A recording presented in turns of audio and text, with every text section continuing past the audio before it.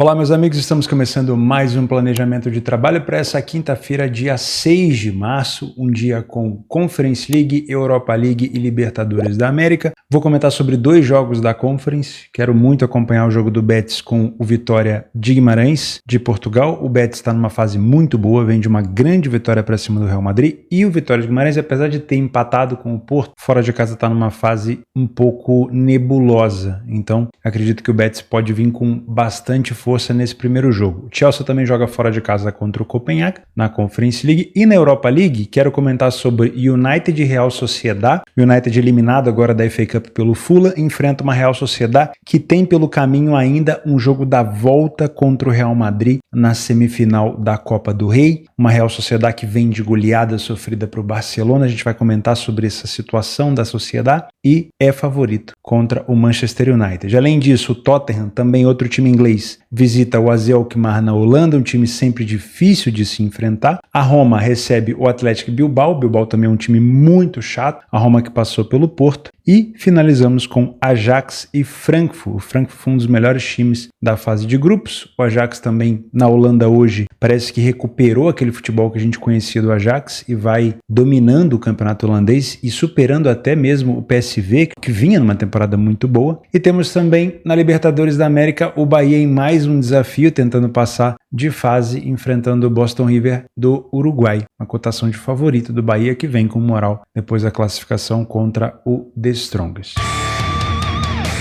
Começamos o nosso planejamento às 2h45 na Conference League no jogo do Betis com o Vitória. Quero fazer um convite para você, caso você esteja aqui pela primeira vez, se você caiu de paraquedas, você acompanha o conteúdo e se gostar, fica o convite para você se inscrever e claro, se você já puder deixar o like no vídeo, ajuda bastante, tá bom? Esse não é um vídeo que eu vou cuspir para você dicas de uma maneira muito rasa, apesar de conter algumas dicas. O principal objetivo do Bom Dia Mercado, desse planejamento de trabalho, é munir você com a maior quantidade de informações para que você possa trabalhar principalmente ao vivo nos jogos, se você tiver condição, é claro, e tentar tirar o melhor proveito possível, tá bom? 1,60 é a cotação do Betis. Sinceramente, para mim é uma cotação justa pelo que o Betis vem jogando, pelo que o Betis cresceu com a chegada do Antony e também pela fase ruim que vem vivendo o Vitória. A gente vai falar sobre isso. Olha só os últimos jogos do Betis. Vitória contra o Real Madrid por 2-1. Vitória contra o Getafe também por 2-1. Essa derrota contra o Ghent a gente pode até ignorar, porque o primeiro jogo do Betis contra o Ghent foi uma goleada do Betis. Então o Betis voltou para o jogo da volta simplesmente para poder administrar o resultado. Fez promoção de ingresso, deixou a galera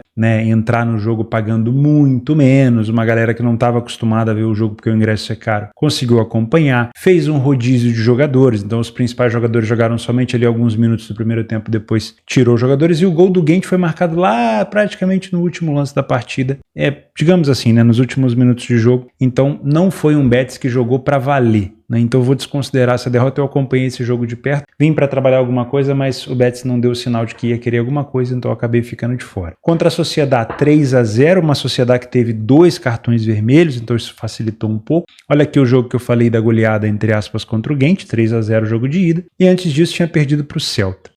Empatou com o Bilbao em casa e venceu o Mallorca. A última derrota também tinha sido para o Alavés. Dá para perceber que é um time do Betis que sofre gol com frequência, tá? Sofreu do Barcelona 5, sofreu do Alavés 3, sofreu do Bilbao 2, do Celta 3, do Ghent não sofreu, da Sociedad com 2 homens a menos também não sofreu, sofreu do Ghent, sofreu do Getafe e sofreu do Madrid. Guarda essa informação aí, tá? O Vitória vem numa fase bem ruim no Campeonato Português. Eu acho que a chance do Vitória se classificar de novo para uma competição europeia é muito pequena, mas o time vem de 2 bons resultados, digamos assim, Um empate contra o Porto no Dragão, acaba sendo um resultado que pesa favorável, e uma vitória contra o Casa Pia dentro de casa. Se a gente filtrar somente o Vitória como visitante, já faz um tempo que ele não consegue vencer, derrotas aqui principalmente para o Estoril e para o Elvas na Taça de Portugal, onde foi eliminado, e aí teve esse empate com o Porto. Sinceramente, dá para perceber que é um Vitória que não sofre tantos gols, que é um time mais contido e, claro, como decide em casa, deve tentar fazer um jogo mais recuado contra a equipe do Betis, e a gente pode ter um Betis bem agressivo nessa partida. Vamos utilizar aqui o PDF de apoio. Se você não tem acesso, é só se tornar membro aqui do canal. Você, obviamente, ajuda na criação de conteúdo e também tem acesso a vários benefícios. É só você clicar aqui embaixo, você vai descobrir os benefícios. Olha como o Vitória vem no Campeonato Português. Aqui eu não vou comparar a La Liga e Primeira Liga de Portugal, vou só comentar a fase ruim do Vitória. Uma equipe que sai pouco na frente do placar. Isso elimina um pouco da nossa chance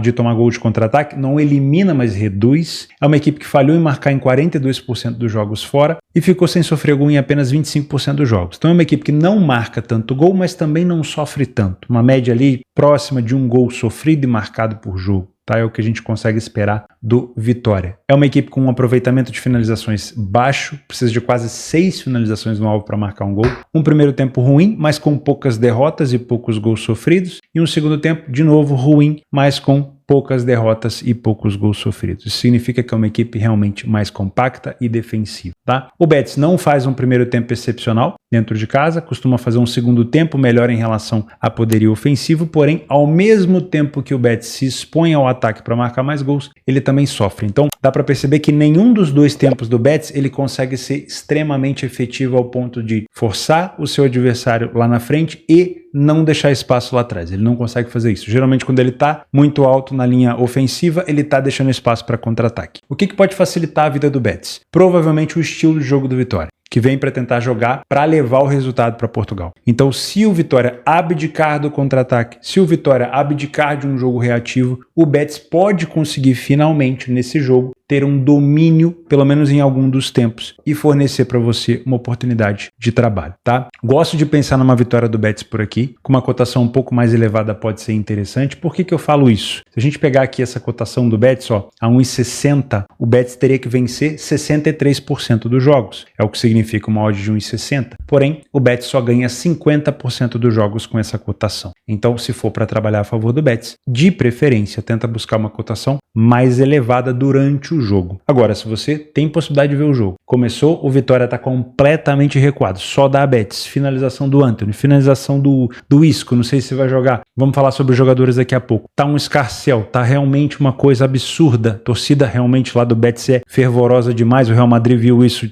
né, e vê isso quase sempre. Aí sim, trabalhar a favor do Betis pode ser interessante. Para você que é um trader, pode ser interessante pensar aqui num back favorito ou até mesmo numa correção de preço. Tá? Agora, ainda gosto de uma cotação mais elevada se for para apostar no Betis para deixar correr até o final, certo? Mas vejo sim uma superioridade do Betis por aqui. Qual é o problema? Ao longo do jogo, você vai ser questionado de uma pergunta muito simples. O Betis, ele tem dificuldade defensiva, ele deixa espaço para o adversário. E a pergunta para você vai ser, o time do Vitória, ele veio para ser um time defensivo, pensando no jogo da volta, ou ele veio para ser um time reativo em alguns momentos, para tentar tirar proveito dessa agressividade do Betis? E por que a sua resposta aqui é importante? Porque dependendo da sua resposta, se você responder que o Vitória está sendo efetivo nos contra-ataques, você não pode deixar de olhar também para o risco do Betis tomar um gol. E aí talvez você mude o seu plano de trabalhar a favor do Betis e pense mais num cenário de pelo menos 2 gols por aqui. Já que o Vitória tem uma média de gols sofridos de 1 gol por jogo, não sofre tanto, mas o Betis tem sofrido com muita frequência. Então dá para pensar, se o Vitória vir para jogar de maneira reativa, num over 1,5 pelo menos. Então são 2 contextos. Acho que existe um caminho que se encontra, tá? Existe a possibilidade do Betis ganhar com o over 1,5 no jogo. Existe, claro que existe. Mas ao ter que escolher entre trabalhar a favor do Betis com uma odd de 1,60, que a gente já viu que é uma cotação esmagada, e uma possibilidade de over 1,5 correndo o risco do Betis tomar um gol, eu preferiria pensar numa situação mais lá na frente de trabalhar o over 1,5 com uma cotação mais elevada. Ali por volta do segundo tempo você já vai encontrar provavelmente essa cotação um pouco mais elevada, tá bom? Vamos voltar só aqui no PDF para matar 2 informações. Olha só, o time do Betis, ele marca com mais frequência no meio do segundo tempo. Aqui você provavelmente vai encontrar uma odd de gols mais elevada.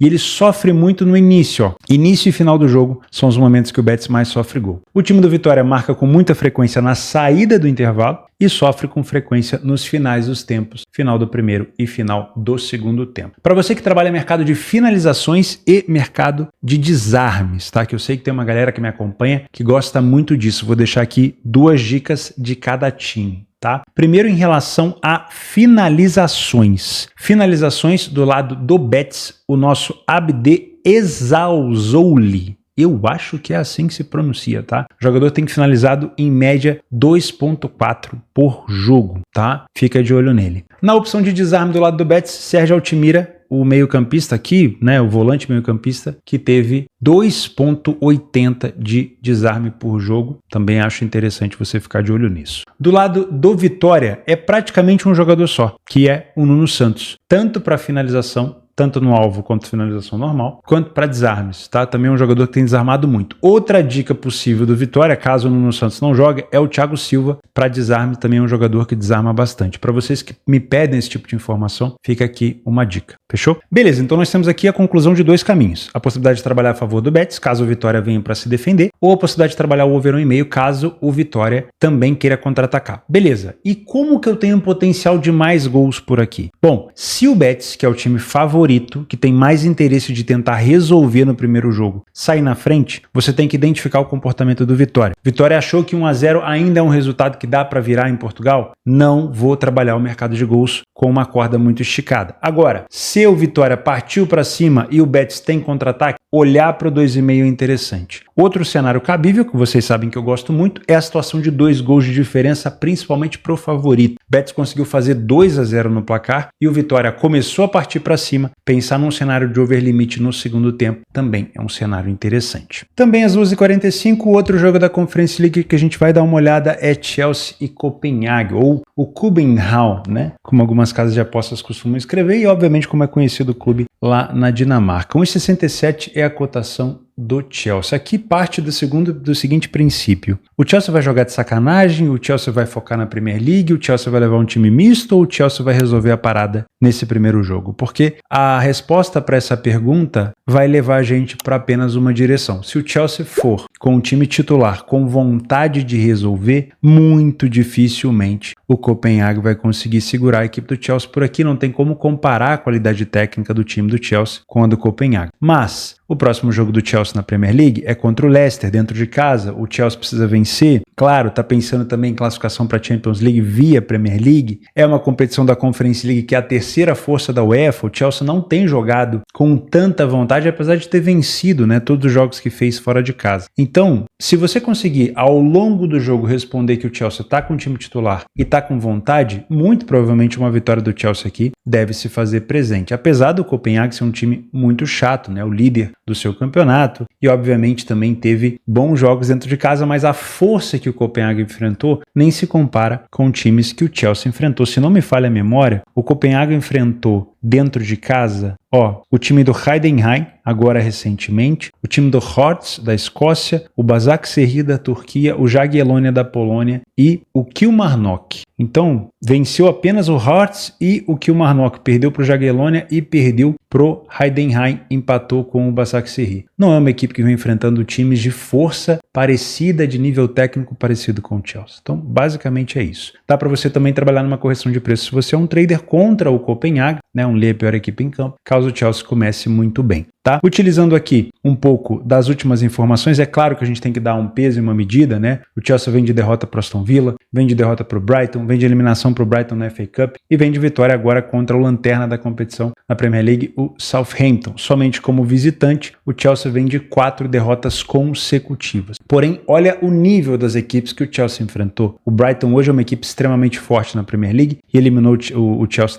da FA Cup. O City, o Chelsea saiu na frente, tomou a virada. Mesmo não estando numa fase excepcional, ainda é o time do City. O Aston Villa é um time muito chato, também complicou a vida do Liverpool recentemente. Acabou de vencer o primeiro jogo contra o Bruges nas oitavas da Champions. É um time forte, então não se compara com o que vem fazendo o Copenhague dentro de casa. São vitórias, vem de derrota ali no jogo de ida contra o Heidenheim, depois recuperou na Alemanha, mas ainda assim não se compara. A única forma do Chelsea se complicar aqui, na minha opinião, é ele levar o time misto ou entrar um time sem vontade, né? De resto, me parece ser um jogo para ficar de olho nessa possibilidade de vitória do Chelsea, mesmo ele vindo de várias derrotas contra o Copenhague. Agora, se você encontra um Chelsea sem vontade ou com um time misto, talvez seja melhor esperar com que o Copenhague saia na frente, que o treinador do Chelsea coloque os titulares, que o Chelsea comece a demonstrar algum interesse para você buscar talvez uma dupla chance, um empate anula do Chelsea para ele virar o jogo até, pode ser interessante, tá? Tudo vai depender da escalação e de como o Chelsea se comporta. tá? Não duvido, entretanto, de o Chelsea poder tomar um gol aqui na casa do adversário. Os últimos jogos do Chelsea fora de casa nessa competição foi contra o Astana, ele tomou um gol, marcou 3, contra o Heidenheim ele não tomou gol, marcou 2, e contra o Panathinaikos ele tomou 1 e marcou 4. Então, o Copenhague é um time que não falhou em marcar em nenhum jogo dentro de casa. Você pode ter uma expectativa aqui de um jogo para pelo menos 2 gols, acho eu, tá? E não duvido de uma possibilidade de ambas marcam, até porque existe a possibilidade do Chelsea entrar com um time mais misto, né? Porque a gente tem que saber lidar que a Conference League não é a Champions League, não é a Europa League. É uma competição de menor expressão, né? Então, vamos entender também se o treinador do Chelsea quiser poupar algumas forças. E aí você pode ter um Copenhague jogando melhor e até mesmo marcando gol por aqui, dando essa possibilidade de over 1,5. Se o Chelsea estiver com o time titular, acho que esse jogo, pelo menos com 3 gols, deve terminar. Tem 2 dicas aqui para quem trabalha esses mercados de finalização e os mercados de desarme, tá? Principalmente do lado do Copenhague, o Mohamed, que tem um nome extremamente difícil de se pronunciar, vou pedir a ajuda de vocês, Mohamed Elyounoussi, tanto para finalizações no alvo, quanto para finalizações e quanto para desarmes. É um meia que finaliza muito e que também rouba muita bola. Do lado do Chelsea, a gente só tem um caminho que leva em direção ao mar, que é o Cole Palmer. Porém, vai jogar ou não vai jogar? Se for jogar, fica de olho, Cole Palmer para finalizar, bolas paradas provavelmente deve ser com ele, finalizar no alvo também, batedor de pênalti oficial da equipe, ou se ele não estiver disponível, aí é melhor deixar quieto, porque aí os jogadores da base, os jogadores mistos do Chelsea podem entrar, fica mais difícil, isso aqui fica mais dividido. Quando é o Cole Palmer, geralmente as coisas ficam centralizadas nele. Mesma coisa para o Betis em relação a gols. Expectativa de gols aqui é de pelo menos 2. Agora, se o Chelsea estiver com o time titular e conseguir abrir de 1 a 2 gols de vantagem, o Copenhague não tem muita escolha, porque o jogo da volta vai ser na casa do Chelsea. E aí, se você não fizer pelo menos um gol, ou pelo menos empatar a situação em casa, você não vai conseguir recuperar fora. Então a situação tende a ficar mais complicada se o Copenhague estiver perdendo por 2 gols de diferença. Nesse cenário, se ainda faltar ali 20, 25 minutos de jogo, cabe pensar numa situação para buscar mais gols, tá? A maioria dos gols do Chelsea são marcados no início do jogo e também no segundo tempo. E é um time que sofre nas pontas, né? Tanto no início quanto no final. A equipe do Copenhague marca com mais frequência nos últimos minutos e também sofre bastante no início, que é onde o Chelsea marca muito, e no final. Então, nas extremidades, a gente tem cenários mais prováveis de gol por aqui. No último jogo das 2h45, porém agora na Europa League, nós temos a Real Sociedad enfrentando o Manchester United. E aqui a gente tem que fazer uma análise com um pouco de cautela, porque senão a gente traz um viés negativo para a Sociedad, talvez injusto, mas vamos com calma. A Real Sociedad perdeu para o Real Madrid no jogo de ida da semifinal da Copa do Rei, no País Basco, em casa, por 1-0. Não foi um jogo ruim da Sociedad, pelo contrário, o Real Madrid é que fez um excelente jogo defensivo. Eu vou abrir esse jogo por curiosidade ao longo dessa análise, a gente vai ver como que a Sociedad criou ofensivamente. Tá? Depois a Sociedad foi enfrentar o Barcelona no jogo da La Liga, tendo como visão futura esse jogo do United e o jogo da volta contra o Real Madrid. Então um time um pouco mais desfocado, não levou ali vários jogadores para esse jogo e ainda sofreu com cartão vermelho. Então o resultado de 4-0 ele diz pouca coisa do que a equipe poderia apresentar, porque ela estava com um homem a menos, né? E agora enfrenta o United em crise. O United não vai disputar nada na Premier League, também não acho que dispute alguma coisa de rebaixamento, muito por incompetência dos adversários, porque o United não tem jogado nada. Acabou de ser eliminado da FA Cup, não vai disputar a Copa da Liga Inglesa, que já está na final, Newcastle e Liverpool. Então o ano do United se resume agora à Europa League. Existe uma chance do United salvar o ano com um possível título da Europa League. O título da Europa League daria uma taça para o United esse ano e daria uma vaga na Liga dos Campeões para o United. Daria para terminar essa temporada lá em cima, em relação à expectativa e o que foi plantado e o que de fato vai ser colhido. Agora, olhar para esse time do United, do jeito que ele está jogando na Premier League, jogou na FA Cup, e imaginar que ele consiga chegar até a final, já é outra coisa, né? Tanto é que o mercado, claro, coloca como favorito a Real Sociedad. Não vejo valor em apostar a favor de nenhum dos dois. Mercado de resultados aqui não vejo valor, até compartilho sempre com vocês aqui essa situação, ó. Quando a Real Sociedad joga com odd de 2,05, a expectativa de vitória é de 49% e ela vence 47%. Então, basicamente, uma cotação sem valor. Quando o United joga com cotação de 3,70, a expectativa de vitória é de 27% e ele vence 17%. Então, de novo, não tem valor, né? Então, além de ter uma situação toda relacionada ao futebol praticado. E aí eu volto agora para falar desses dois jogos que eu comentei, da Sociedad com o Real Madrid e com o Barcelona. Eu vou abrir os dois aqui para a gente poder tirar maior proveito dessa análise, né? Primeiro, o jogo do Real Madrid. Perceba que foi um gol do Endrick aqui no lançamento do Bellingham, que o Endrick dominou mais ou menos de coxa ali, fez um belo gol, e depois o Real Madrid abdicou praticamente de jogar. Foi uma Real Sociedad que jogou muito bem ofensivamente, mas claro, o Real Madrid talvez tenha feito o melhor jogo do ano em relação à solidez defensiva, e com isso ele vai levar, já levou para o Bernabéu, uma vantagem muito grande para chegar até a final, possibilidade de enfrentar Barcelona ou Atlético de Madrid na final, tá? Então, a Real Sociedad não jogou mal esse jogo, jogou contra um adversário duro, difícil, tomou o primeiro gol, buscou, mas não conseguiu encontrar. No jogo contra o Barcelona, a Real Sociedad teve um cartão vermelho muito cedo, aqui logo aos 17 minutos. E aí, claro, o Barcelona já tomava mais conta do jogo, porque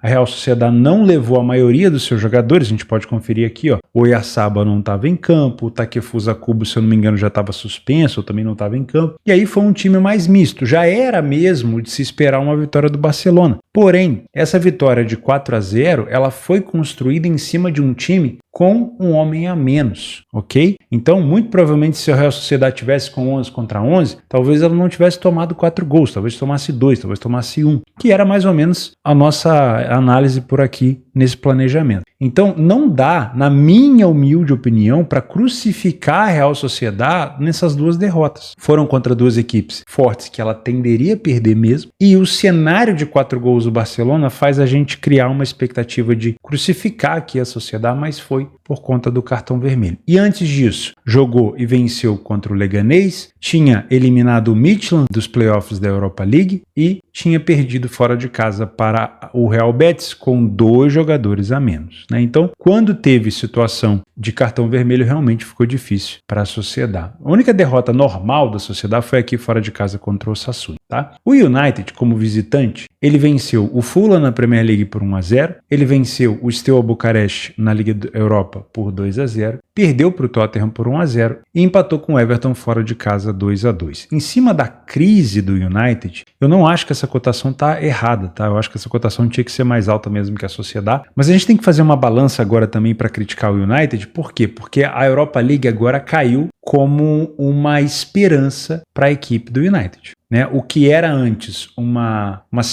terceira competição, uma quarta competição, né? Porque os times da Inglaterra tendem a dar muito mais valor para a Premier League, para a FA Cup, principalmente comparando com a Champions League, ainda mais a Europa League e Conference League. Então o United já ia levando ali no banho-maria, né? Tanto é que fez jogos dentro de casa sem muita motivação. Mas agora a situação é diferente. A Europa League caiu no colo do United. O United está 2 jogos das oitavas, 2 das quartas, 2 da semi e 1 da final de conseguir, por exemplo, uma vaga na Liga dos Campeões. Então, teoricamente, não é mais uma competição secundária. Agora passou a ser o principal. Imagino eu. Não sei se você concorda comigo, mas passou a ser o principal objetivo do United. Então, eu não sei como vai jogar o United daqui para frente. Tendo caído na FA Cup e olhar para a Europa League com um olho brilhando agora, será que os caras vão vir para cima? A Real Sociedad não é besta. Jogar no País Basco é sempre muito difícil. E as últimas derrotas ali que a Real Sociedad teve foram contra times fortes ou numa situação ali de cartão. E as últimas derrotas que a Real Sociedad teve dentro de casa foram contra equipes fortes. Então não vai ser fácil para o United por aqui, mesmo ele tendo encarado ou indo encarar agora a Europa League como uma salvação para o seu ano, tá? E aí a gente vai eliminar o mercado de resultados, porque me parece realmente que não tem valor em lugar nenhum. A gente começa a pensar talvez no mercado de gols. Se tratando do United, que tem hoje uma deficiência em relação a poderio ofensivo, né? A perda do Rashford, o Højlund não é um jogador que tem entregado tanto, o Bruno Fernandes acaba sendo uma das principais armas da equipe. Se não me engano, o Kobbie Mainoo e o Amad Diallo estão fora, que foram jogadores importantes em relação a gols marcados também, principalmente o Amad Diallo, né? Gol de virada contra o City, gol recente também na virada contra o Southampton dentro de casa. Então acaba sendo o United que leva muito mais um peso em alguns jogadores apenas, tipo o Bruno Fernandes, né? Então com isso eu vejo o United jogando para o jogo da volta, tentando fazer um resultado mínimo por aqui, um empate, no máximo uma derrota por 1 gol para levar para o jogo da volta. Não que o United tenha no Old Trafford hoje uma fortaleza ao ponto de derrubar qualquer adversário. Não é assim. Tem caído nas competições quase tudo em casa. Mas sair da Espanha, no País Basco, com uma sociedade forte, com pelo menos um empate seria excepcional. Com isso, eu vou ter um cuidado maior para não me expor em gols nesse jogo, puxando uma corda muito grande. O que eu quero dizer com isso? Eu não venho para trabalhar o 2,5, 3,5 no pré-live. Se você pretende, por sua conta e risco. A gente pode usar o PDF de apoio para ver como a sociedade vem jogando dentro de casa. Olha como ela está tendo resultados positivos. Porém, dá uma olhada no mercado de gols. É uma equipe que marcou uma média de 1,1 gol por jogo até agora e sofreu uma média de 1 gol por jogo apenas. Então é uma equipe que falhou em marcar em 31% dos jogos e ficou 46% dos jogos sem sofrer gol, né? Por aqui a gente já começa a perceber que a média de gols da sociedade não ajuda um cenário de over muito avançado. Ah, Theo, você está querendo dizer que não existe a possibilidade de sair um 3,5? Um over 3,5? Um over 2,5? Existe, claro que existe. Mas isso vai ser um potencial que vai se intensificar durante o jogo, não no pré. Olha o United, marcou uma média de 1 gol por jogo fora e sofreu uma média de 1,1. É praticamente o inverso. O United falhou em marcar em quase 40% dos jogos e ficou sem sofrer em mais de 30%. Então não dá para considerar aqui no pré-live um jogo para over, tá? Se você pretende, por sua conta e risco. Não temos um destaque no primeiro tempo, não temos um destaque positivo também no segundo tempo. O time do United é um dos times que mais sofre de cabeça na competição, mas a sociedade não tem aproveitado tanto isso, né? A maioria dos jogos da sociedade em casa tem, no máximo, 2 gols, do United também. Então, se você quiser trabalhar com o mercado de gols, eu te aconselho no pré-live olhar para, no máximo, over 1,5. E de preferência com uma cotação mais alta. Ainda acho que pode ser um jogo, sei lá, para 1 gol apenas ou até mesmo uma possibilidade de 0-0. Olha só, a maioria dos gols marcados das duas equipes são nos minutos finais. 15 minutos mais os acréscimos. Então, se você tem uma vontade de trabalhar gols, se o jogo tiver 0-0, talvez um over limite nos últimos minutos. Se o jogo tiver 1-0, talvez buscar mais um gol nos últimos minutos. Mas isso trabalhando ao vivo, tá? Para você entender se tem espaço no jogo ou se não vai valer a pena, tá? Em relação a jogadores, eu vou deixar 2 dicas para vocês aqui. Do lado da sociedade, eu gosto muito de pensar em finalizações do Oyarzabal, se ele for jogar, tá? Jogador extremamente importante da equipe da sociedade. Aqui você consegue perceber que é um dos jogadores que mais marcou gol, um dos jogadores que mais deu assistência. Então, finalização para Oyarzabal e Takefusa Kubo, se for jogar, tá? Takefusa Kubo aqui, o maior goleador da equipe. Finalização no alvo ou finalização pode ser interessante. Em relação ao roubo de bola, né, o famoso desarme, eu olharia com carinho para o próprio Takefusa Kubo, apesar de ser um jogador ofensivo, também é muito competitivo pelos lados de campo. E Brais Mendes, se for jogar, também é um jogador que constantemente vem tendo bons números nesse fundamento. Do lado do United, as coisas ficam sempre pendentes para um só jogador, que é Bruno Fernandes, tanto para finalizações quanto para roubada de bola. O Bruno Fernandes, ele faz um papel praticamente de, não vou nem falar de zagueiro, mas pelo menos de cabeça de área para frente ele faz, né? E se não me falha a memória, o Maguire não joga, né? O cabeça pequena não vai jogar. Então, é mais um motivo para o United ter um problema, né? Não sei se é confirmado, mas, por exemplo, o Maguire participou de um gol de cabeça, claro, né? Cabeça do Maguire é pouca coisa de pequeno. Ele participou do gol contra a equipe do Ipswich. O Bruno Fernandes, ele tanto finaliza quanto rouba muita bola, participa muito da questão de desarme. Outro jogador de destaque para desarme é o Mazraoui, se for jogar. Jogador que provavelmente, se for jogar, vai te ajudar nesse tipo de mercado, tá? Agora, se você não trabalha esses mercados especiais, tá comigo em relação à expectativa baixa para gols por aqui, pelo menos no pré-live, talvez seja um jogo para você ficar de fora, tá? Para mim, se o United encarar a Europa League como um desejo de fato agora, ele pode jogar um pouco mais no sapatinho para tentar levar para Inglaterra. Se sair para cima da sociedade, vai ser complexo. E a sociedade deve tentar martelar bastante com finalização de fora da área. E vamos ver se o Onana vai estar num dia inspirado ou se ele vai vacilar como ele vem vacilando em alguns momentos, tá? Para mim, não duvido de uma sociedade vencendo esse jogo, nem que seja por um gol de diferença, se o United jogar mais recuado, tá? Para você que vai trabalhar ao vivo, é muito mais fácil de você se posicionar. Agora, se você começou a assistir o jogo e começou a perceber que a sociedade avançou as linhas e o United está tendo uma postura de contra-ataque, eu colocaria talvez o Garnacho como um jogador para puxar contra-ataque, o próprio Bruno Fernandes, né? O próprio Haaland também para ajudar. Nesse tipo de situação, a gente tem um jogo mais aberto, de trocação, né? Pelo menos na questão quando o United puxar contra-ataque. Aí pode caber uma questão de gols, mas não esticaria tanto a expectativa, a não ser que a gente tenha aquela tendência de 2 gols de vantagem para um ou para outro. A Sociedad não é uma equipe que fica se expondo tanto quando está na frente do placar, às vezes costuma administrar, então 1-0 para um lado para o outro não vai ser o canto da sereia para que eu entre a favor de 2, 3, 4, 5 gols. Numa situação de 2 de diferença, né? 2-0 para um, 2-0 para outro, aí é outra conversa, talvez, como essas equipes costumam marcar bem no finalzinho, possa ser interessante pensar nesse over limite. Mais um jogo de time inglês às 2h45. Na Europa League nós temos o Tottenham enfrentando o AZ Alkmaar. Tottenham é favorito com uma cotação de 2. O Tottenham também é um time que, se levar a sério essa competição aqui, pode ter um desfecho interessante, apesar das lesões, né? Mas não deve chegar tão longe em alguma coisa na Premier League, assim como o United. Então, para mim, pode ser um time que leve, a partir de agora, a Europa League mais a sério,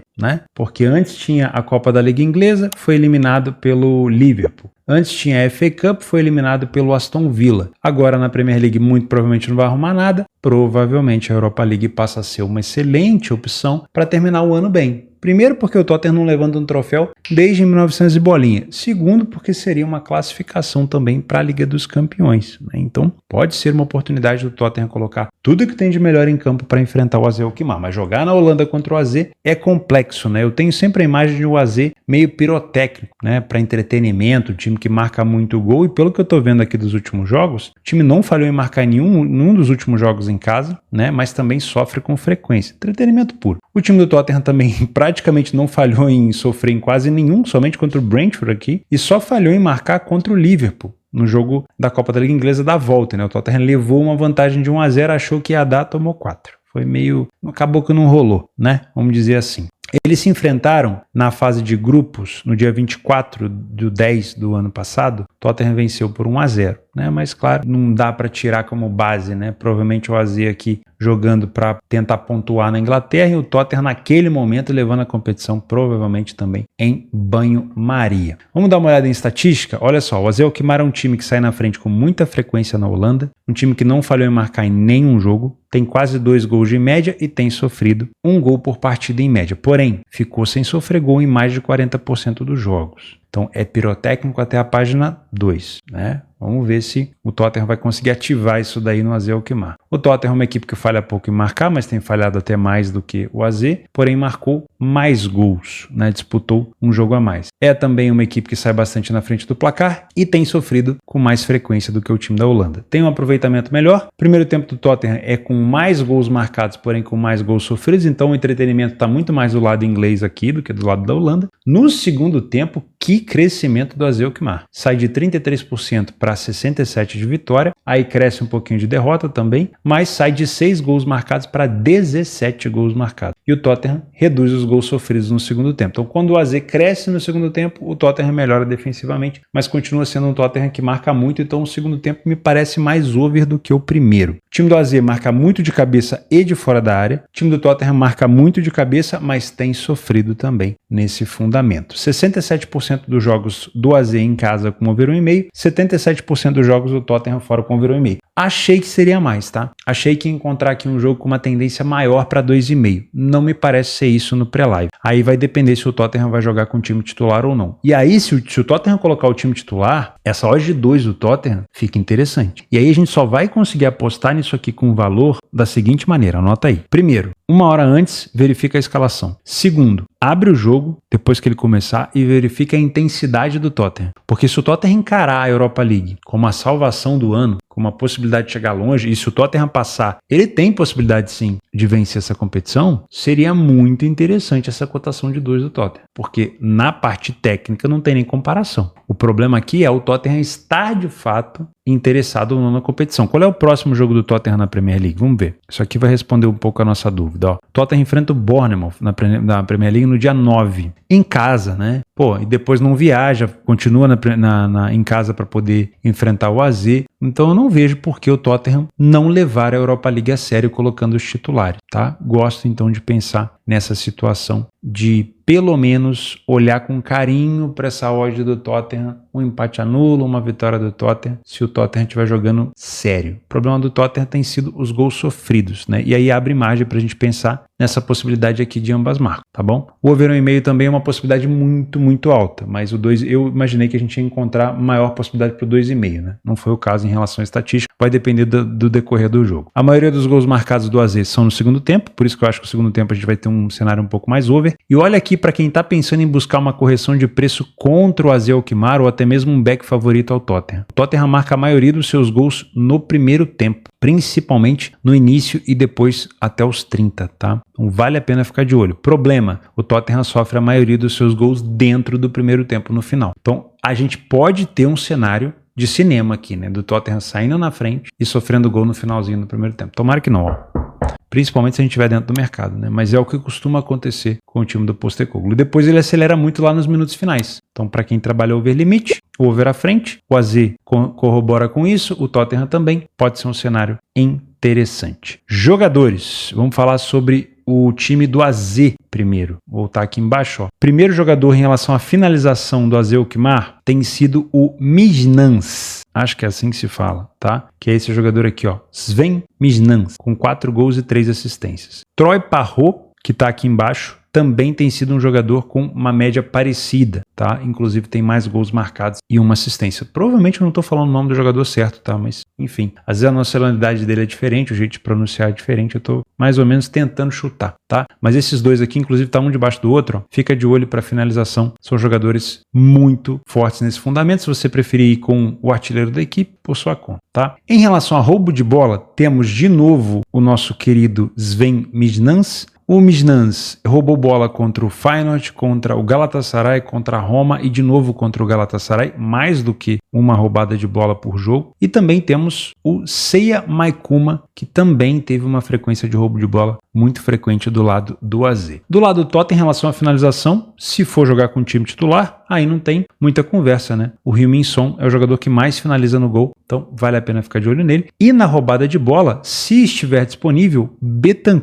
Rodrigo Bentancur roubou bola em todos os jogos fora de casa nessa competição da equipe do Tottenham. Tá aqui embaixo, ó, Rodrigo Bentancur, meio campista. Se tiver disponível, tá? Aí fica o para casa, se tiver lesionado, se não tá. O segundo eu colocaria aqui o Bissouma, mas eu acredito que o Bentancur tenha mais frequência em relação a esse fundamento, tá? De novo, se o Tottenham levar o time titular e mostrar interesse, o Tottenham tem capacidade de vencer esse jogo na Holanda. O problema é lutar contra as lesões e também contra a fragilidade defensiva. Por isso que talvez esse ambas marcam encaixe por aqui. Passando para os jogos das 17 horas, esse aqui talvez seja o confronto mais legal do dia. A Roma enfrentando o Bilbao. A Roma está numa fase espetacular com a chegada do novo treinador, o Ranieri. Para mim, tem dado muito certo essa parceria. E o Bilbao, apesar de ter perdido o último jogo para o Madrid, Atlético de Madrid, tem tido um desempenho muito bom na La Liga, né? Bilbao, nesse momento, na 4ª colocação da La Liga e o 5º melhor visitante da competição, a Roma na 8ª colocação praticamente da Série A italiana. Para mim, cotações muito bem colocadas por aqui, não acredito que a cotação da Roma precisaria estar mais alta ou mais baixa por aqui, até porque o Bilbao tem um jogo ofensivo muito forte, principalmente na situação de velocidade. Então a Roma vai correr risco, claro, se ela quiser jogar como um time propositivo nas situações de contra-ataque. Vamos dar uma olhada nos últimos jogos dos dois, para a gente colocar aqui peso e medida. A Roma vem de vitória de virada para cima do Como, uma goleada para cima do Monza, uma classificação para cima do Porto nos playoffs e também uma vitória para cima do Parma. Vou colocar aqui somente os jogos em casa. Teve esse jogo aqui contra o Napoli também, até então líder do campeonato, e uma vitória contra o Frankfurt. O Bilbao vem de derrota para o Atlético de Madrid fora de casa, vinha de um 7-1 para cima do Valladolid, empatou com o Espanhol na Catalunha. O Real Madrid, por exemplo, perdeu para o Espanhol na Catalunha. Venceu o Girona, empatou com o Betis. O Real Madrid, por exemplo, perdeu para o Betis. Então, só estou fazendo esse comparativo, porque a gente fica assim, nossa, empatou com o Espanhol, caramba, que resultado ruim. Pô, o Real Madrid foi lá e perdeu. Ah, mas o Betis, o Real Madrid foi lá e perdeu. Por que o Real Madrid? Pô, o Real Madrid hoje, um dos melhores times da Espanha. Estou falando dos melhores porque o Barcelona, claro, está na liderança liderança. Então não vou chamar o Real Madrid hoje do melhor da Espanha. Tá? Além disso, teve um jogo contra o Pilsen, um empate aqui contra o Leganés. Vou colocar os jogos como visitante. Vem de 4 jogos sem vitória. Aí teve a derrota para o Atlético de Madrid, que hoje é um vice-líder da La Liga, um empate contra o Espanhol e contra o Betis, como eu falei, times que venceram o Real Madrid, e uma derrota para o Besiktas. Tá? Então, os últimos jogos você pode ter ali uma desconfiança do Atlético de Madrid, mas perceba uma coisa, é um time que quase sempre está marcando. Não marcou contra o time do Cholo Simeone, porque defensivamente é um time muito bom, não é qualquer equipe que consegue, mas marcou contra o Espanhol, 2 contra o Betis, marcou lá na Turquia e marcou 2 contra o Celta. Então é um time que vem marcando com frequência. A Roma vem conseguindo marcar em quase todos os jogos também, na verdade em todos aqui que a gente filtrou, então tem tido um desempenho ofensivo muito bom também. Eu já começo essa partida pensando num over 1,5, tá? Já vou pensar nisso e não duvido de um ambas marcam também. Mas vamos dar uma olhada em estatística por aqui. Vamos começar com a questão de iniciativa. O time da Roma sai mais na frente do placar na Série A do que o Bilbao fora de casa na La Liga. Porém, as duas equipes falham pouquíssimo em marcar. Somente em 14% a Roma e em 15% dos jogos o Bilbao. A Roma tem tido um ataque muito mais efetivo fora, com uma média superior a 2 gols por jogo. Já o Bilbao chega no máximo a 1,4 de gols marcados. Não é uma equipe tão goleadora assim. Em relação à defesa, a Roma é melhor, com menos gols sofridos. O Bilbao sofreu um pouco mais, mas ainda assim é uma defesa muito sólida do Bilbao, tá? O time da Roma precisa de menos finalizações no alvo para marcar um gol. No primeiro tempo não temos destaques. No segundo tempo a Roma é bem superior, pelo menos no que faz na Série A, né? É uma autocrítica, não é uma comparação. A Roma tem muito mais vitórias, mais gols marcados, menos gols sofridos e bem menos derrotas, tá? O time do Bilbao tem hoje a característica que a Roma tinha algumas temporadas atrás quando era treinada pelo Mourinho, né? Que é a bola aérea. O Bilbao marca muito gol de cabeça, a Roma marcava, hoje em dia já não marca mais. A Roma marca muito gol de fora da área e o time do Bilbao tem sofrido nesse fundamento. Então provavelmente esse é o trunfo da Roma por aqui. Vai encontrar uma defesa mais fechada do Bilbao, vai tentar encontrar seu gol nas bolas de finalização de fora da área. A gente já vai falar de finalizadoras de fora da área que a Roma tem, que são de muita qualidade e que podem ser oportunidade de aposta para você, mas o Bilbao vai tentar jogar provavelmente no contragolpe. 86% dos jogos da Roma em casa com over 1,5, 85% dos jogos fora do Bilbao também com over 1,5, é o que eu imagino por aqui, um jogo para pelo menos 2 gols. A maioria dos gols marcados pela Roma lá no finalzinho, então dá para pegar uma cotação mais elevada, e a Roma sofre com mais frequência no fim do primeiro tempo.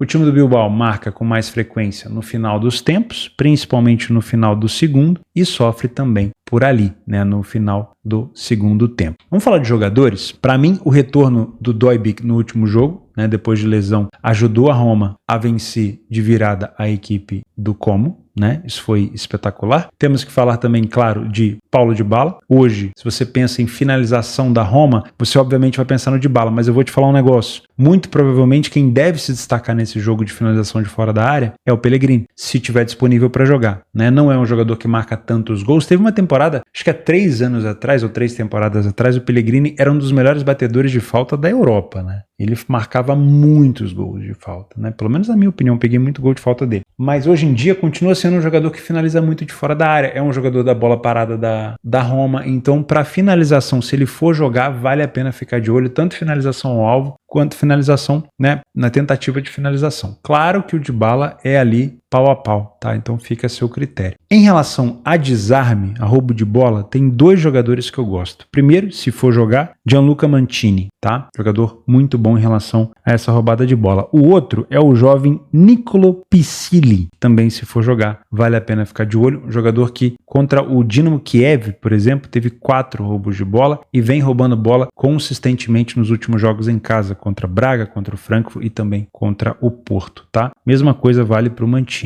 Do lado do Bilbao, a gente não pode deixar de falar do Iñaki Williams em relação à finalização, um dos jogadores que mais finaliza na equipe do Bilbao, 2,75 de média fora de casa nessa Europa League. O Guruceta, se for jogar também, é um jogador que costuma finalizar bastante, mas o principal destaque para mim aqui é o Iñaki Williams. Provavelmente o Sunset não vai jogar, lesionado, tá? Então isso é uma baixa importantíssima para o Bilbao. Fica o para casa aqui para você, verificar se o maior goleador do Bilbao vai estar em campo. Pelo que eu vi aqui de possibilidade de ausência, o Sunset ele tá fora sem previsão de retorno, mas pode ser que ele esteja presente pode ser que a informação seja desatualizada, onde eu peguei a informação, você consiga encontrar aqui o Sunset jogando. Se não jogar, já é um benefício muito maior, muito grande para o time da Roma, e aí você reduz um pouco a sua expectativa de gols muito alta, tipo 3, 4, 5,5, tá? Porque o Sunset é responsável pela maioria dos gols do Bilbao. Em relação a roubo de bola do lado do Bilbao, eu olharia para esse jogador aqui, ó, Bená Prado, se for jogar, tá? Constantemente nos últimos jogos que fez, ele roubou bola contra a Roma, contra o Ludogorets, contra o Fenerbahçe e contra o Beşiktaş, tá? Lembrando que Bilbao e Roma se enfrentaram nessa competição já na Europa League e o jogo terminou 1-1, tá? Então fica também essa expectativa de ambas marcam e over 1,5, replicando o que já aconteceu recentemente. Em relação a, caso você seja um trader, para mim é um jogo para correção de preço, só toma um pouco de cuidado se for contra o Bilbao, por exemplo, porque o Bilbao tem um bom contra-ataque, aí você, vale a pena, claro, ficar de olho no jogo ao vivo, tá bom? Theo, vale a pena pensar no 2,5, 3,5, eu quero muito trabalhar gols nesse jogo, acho que vai ser um jogo de trocação. Pode ser, mas dá uma olhada se o Sunset tá fora, o atacante maior goleador do Bilbao, e claro, espera também um cenário de desvantagem e de desespero. Não costuma ser assim no jogo de ida, tá? Não costuma ser assim. Agora aconteceu, né, eu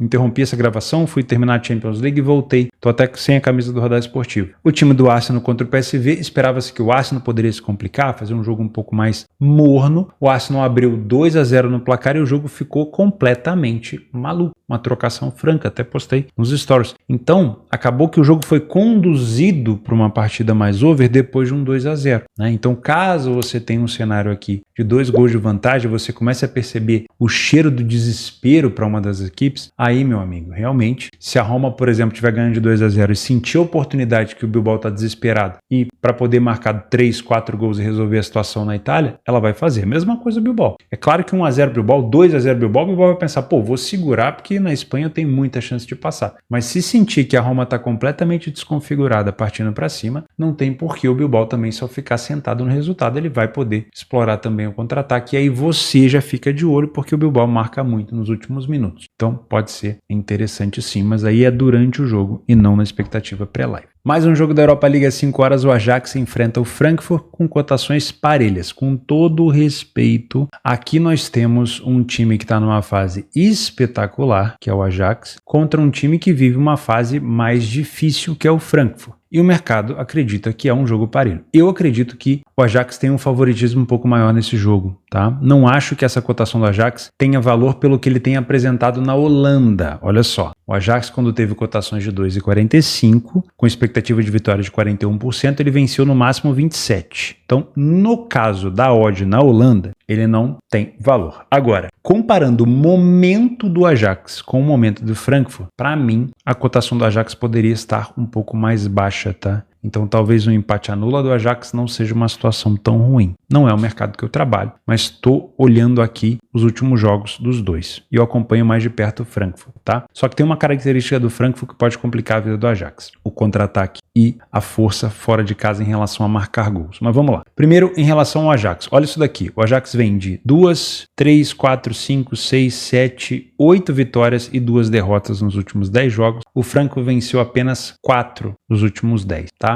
Dentro de casa, o Ajax só perdeu para a União Saint-Gilloise, sendo que já tinha vencido o jogo de ida por 2-0 fora, tá? Então, ter perdido em casa para 2-1 acabou gerando uma prorrogação, mas o Ajax se classificou depois. Na verdade, foi um 2-0 para o Saint-Gilloise e o Ajax conseguiu o 2-1 na prorrogação. O time do Frankfurt, como visitante, ele empatou com o Hoffenheim, que não vive boa fase na Alemanha. Ele perdeu para Roma por 2-0, empatou com o Borussia Mönchengladbach e tomou um cacete do Bayern. Perder para o Bayern de Munique, apesar de ser o Frankfurt, que costuma complicar a vida do Bayern, é normal, tá? Mas dá para perceber que o Frankfurt é uma equipe que costuma marcar com frequência. Ó, contra o Leverkusen marcou um mesmo na derrota, contra o Kiel marcou, contra o Gladbach marcou, contra o Wolfsburg marcou, não marcou contra a Roma, marcou contra o Hoffenheim, contra o Ferencváros, contra o Dortmund Dortmund e contra o time do Freiburg, tá? O time do Ajax dentro de casa sofreu gol pro Feyenoord, pro Galatasaray e só, né? Pelo menos dos times fortes que ele enfrentou. Vamos falar um pouquinho sobre estatística usando o PDF de apoio. Olha só como o Ajax vem na Holanda como o melhor time, isolado na liderança, deve ser o campeão, porque o PSV tá muito mal esse ano, não sei o que aconteceu, teve uma queda repentina, acabou de tomar 7 do Arsenal na Champions, venceu 92% dos jogos, saiu na frente 83% e não falhou em marcar nenhum jogo. O Frankfurt na Alemanha vem num momento ruim, né? Apesar de continuar ali na terceira colocação, já tem time se aproximando e é um time que vem de 3 jogos sem vitória. Saiu na frente em menos situações do que o Ajax, mas 67% é um bom número, falha pouco em marcar, porém é uma equipe que sofre com frequência. Então imaginar que o Ajax vai marcar um gol no Frankfurt aqui é muito provável. Agora, o Frankfurt também tem marcado com frequência fora, então já me instiga também uma possibilidade de um ambas marcam. Então a gente já começa com a possibilidade de over 1,5 e um ambas marcam, vamos ver se a gente consegue ampliar isso daqui. O time do Frankfurt tem uma média de 3,25 de gols fora de casa, em relação a marcados e sofridos, o Ajax de 3,08, tá? O aproveitamento do Ajax é melhor, o primeiro tempo do Ajax tem mais vitórias e nenhuma derrota, porém o Frankfurt também faz bons primeiros tempos, inclusive pode ser um primeiro tempo bem over por aqui. No segundo tempo, o Ajax piora em relação a vitórias, continua marcando bastante gol. Do lado do Frankfurt, no segundo tempo, uma queda repentina, número de vitórias muito mais baixo, número de derrotas passa para 50% e o número de gols sofridos, que é o maior problema, aumenta 3 vezes, né? Então nós temos um Frankfurt muito mais frágil defensivamente na segunda etapa. Então, apesar de ser um primeiro tempo com possibilidade de over, talvez o segundo tempo seja ainda mais aberto do que o primeiro. O Ajax marca muito dos seus gols de bola aérea, o Frankfurt também. 83% dos jogos do Ajax em casa com over 1,5, 67% com over 2,5. 67% também em jogos de 2,5 com o time do Frankfurt, tá? O Ajax não deixou de marcar em nenhum jogo em casa e o Frankfurt fora de casa marcou 83% das vezes. Me parece um jogo com uma tendência para 2,5 também, tá? Me parece. Cotação do 2,5 a 1,67, do over 1,5 bem esmagada a 1,20. O Ajax acaba distribuindo bem os seus gols marcados, não tem nenhum momento ali que ele marca mais ou menos. Gols sofridos também é bem distribuído, até porque não sofre tanto. O Frankfurt já marca mais no meio do primeiro tempo e sofre com muita frequência nos últimos minutos. Aqui, se a gente vê um Ajax na frente em vantagem, você provavelmente vai ter o Frankfurt correndo mais risco de sofrer no segundo tempo. Tá? Se você é um trader, muito cuidado com correções de preço por aqui, né? Para quem pergunta o que é correção de preço, é você obviamente esperar o jogo começar, entender quem está melhor no jogo, se posicionar contra uma pior equipe e aí pegar uma ou até mesmo a favor de uma boa equipe e pegar uma movimentação nos primeiros minutos onde o mercado faz um ajuste. Se você quiser aprender mais sobre isso, mais relacionado ao trade, você vai fazer o meu curso gratuito que tem lá no meu blog e aqui também no YouTube, é só você procurar na descrição aqui do vídeo. Tá? Mas isso é para quem quer fazer trade. Se você aposta numa casa de aposta, não tem essa situação para você, tá? Em relação a jogadores, do lado do Ajax, eu ficaria muito de olho no Traoré, esse jogador aqui, ó, Bertrand Traoré, não só um dos jogadores que mais marca, mas também um dos jogadores que mais finaliza no time do Ajax, média de 3 finalizações por partida, tá? Em relação a roubo de bola, este defensor aqui, o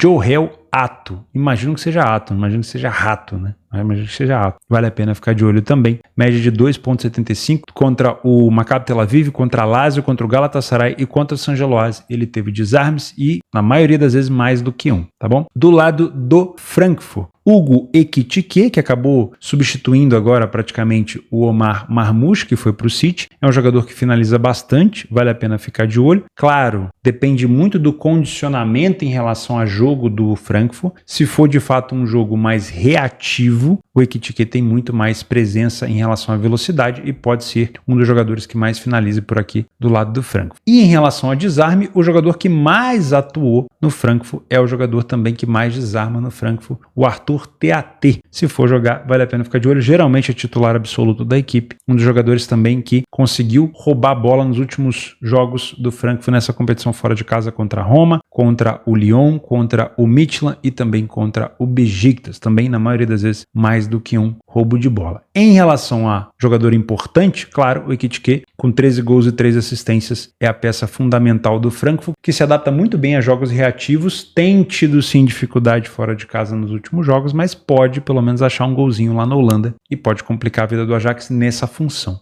Por isso que eu opto pelo mercado de gols e também pela possibilidade do ambas marcam por aqui, mas lá no início desse jogo eu comentei sobre essa odd do Ajax. Por mais que o Frankfurt seja um time traiçoeiro, tenha feito uma boa competição de fase de grupos, o Ajax está numa fase muito forte. Então eu vejo a possibilidade sim do Ajax vencer esse jogo. 9h30 da noite, o Bahia enfrenta o Boston River fora de casa em mais uma fase da Libertadores. Infelizmente, para mim, depois que eu vim morar no sítio, eu não consigo acompanhar os jogos às 9h30 operando, tá?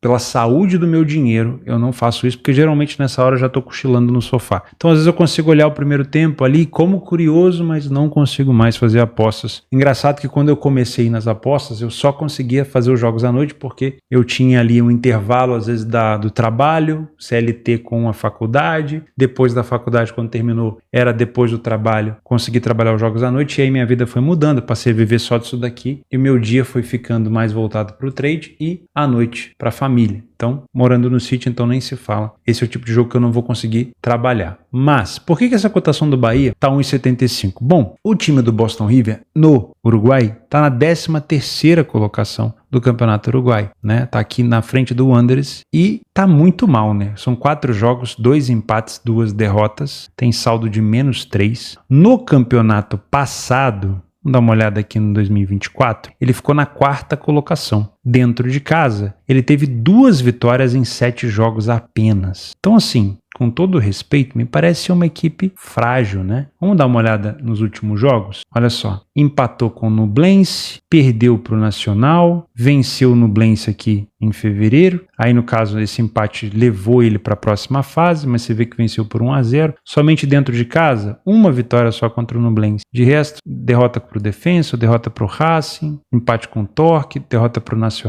Uma equipe bem frágil, né? O Bahia, fora de casa, teve recentemente esse empate contra o The Strongest, acabou ficando aqui com o jogador a mais que facilitou a situação, ainda com o jogador a mais tomou um gol e acabou conseguindo buscar o empate. A tendência aqui, se o The Strongest estivesse com 11 contra 11, era ele vencer, tá? O The Strongest realmente é muito forte em casa, mas o Bahia conseguiu um bom resultado e aí na volta goleou o The Strongest por 3-0 e avançou. Goleou, modo de falar, né? Por 3-0 e avançou. Mas acabou perdendo aqui no Campeonato Baiano. Se eu não me engano, foi eliminado, né, no mata-mata da semifinal. Acho que não tem jogo da volta. Então o Bahia está fora do Campeonato Baiano. Então, para mim, essa cotação do Bahia ela é justa pela fase ruim que tem o Boston e também pela qualidade técnica do time do Bahia. Agora, o Bahia não faz o jogo da vida aqui. O jogo da volta é muito importante. Então, o jogo de ida, se o Bahia puder jogar empatando, vai ser bom, porque ele decide em casa. Então, o empate lá vai ser bom. Então, perceba que não existe a necessidade de vitória a qualquer custo. Por isso, trabalhar com essa cotação do Bahia 1,75 não me agrada. Ó, nos últimos jogos, com cotações de 1,75, que é esperado vencer 57% das vezes, o Bahia venceu 40%. Então não tem valar, mas negócio técnico e tudo, mas tudo bem, mas é jogo de ida e volta, não é jogo só de ida. Não é jogo de mata, é jogo de mata-mata, tem jogo fora e tem jogo em casa. Então, como o Bahia não precisa vencer, você pode trabalhar uma correção de preço contra o River, se o Boston River estiver jogando muito mal. Você pode pensar em trabalhar a favor do Bahia caso o Bahia esteja perdendo, talvez pensar num empate anulo do Bahia, ou numa dupla chance, ou até mesmo pensar numa vitória do Bahia com uma odd mais elevada, desde que você, em campo, consiga visualizar que o Bahia quer uma vitória nesse jogo e não levar para o jogo da volta. Agora, se for um jogo protocolar, com regulamento debaixo do braço, o Bahia tendo mais a bola, fazendo o tempo passar, para decidir em casa, afinal de contas já é Libertadores, mesmo sendo pré-Libertadores, já é Libertadores, então tem sempre a catimba, você saber jogar a Libertadores é importante, né? De decidir em casa, de catimbar, de deixar o seu adversário mais nervoso, tudo isso tem na Libertadores. Então eu prefiro pensar nisso, num Bahia que não precisa vencer. Vai vencer? Provável. Mas a gente já teve o Corinthians jogando fora com a Universidade Central, jogando nada. A gente já teve o Bahia jogando com uma sorte de ter o vermelho do The Strongest empatando fora. Então, sinceramente, eu não pegaria o Bahia nessa odd. Se for mais alta, aí no seu método vale a pena. De resto, ficaria de fora. Não precisa vencer. Se trouxer um empate para o Brasil, tá excelente, provavelmente vai classificar. Se puder vencer e você puder pegar uma odd mais elevada, excelente, tá? Opções de jogos complementares para você. Sul-Americana, não tem muito time aqui que a gente acompanha. Na Arábia Saudita, o Al Ittihad pega o Qadisiyah, que é um time muito difícil, que já complicou a vida da maioria dos times fortes por lá. Então, se o Ittihad vencer o Qadisiyah, provavelmente ele vai caminhar em direção ao título, mas ele pode se complicar. Na Conference League, eu não falei sobre o jogo da Fiorentina, mas vale a pena deixar como um jogo complementar, porque a Fiorentina foi finalista nas 2 últimas edições de Conference, especialista nessa competição, perdeu para o próprio time grego, só que não do Panathinaikos, do Olympiacos, na última final, e perdeu também na penúltima final para o time inglês do West Ham. Tá? E na Europa League, eu ficaria de olho também em Fenerbahçe Rangers, Lyon e Steaua Bucareste, pode ser um jogo legal, Lazio, que foi uma das melhores da fase de grupos, enfrentando o Vitória Pilsen, o Bodo Glimt, que se classificou contra o Twente, mesmo não sendo tão favorito para o mercado, enfrenta o Olympiacos, atual campeão da competição, da Conference League, né, no caso, agora ele veio para a Europa League, ganhador de uma competição ganha vaga na superior, e eu acho que é isso, tá? Na Copa do Brasil, temos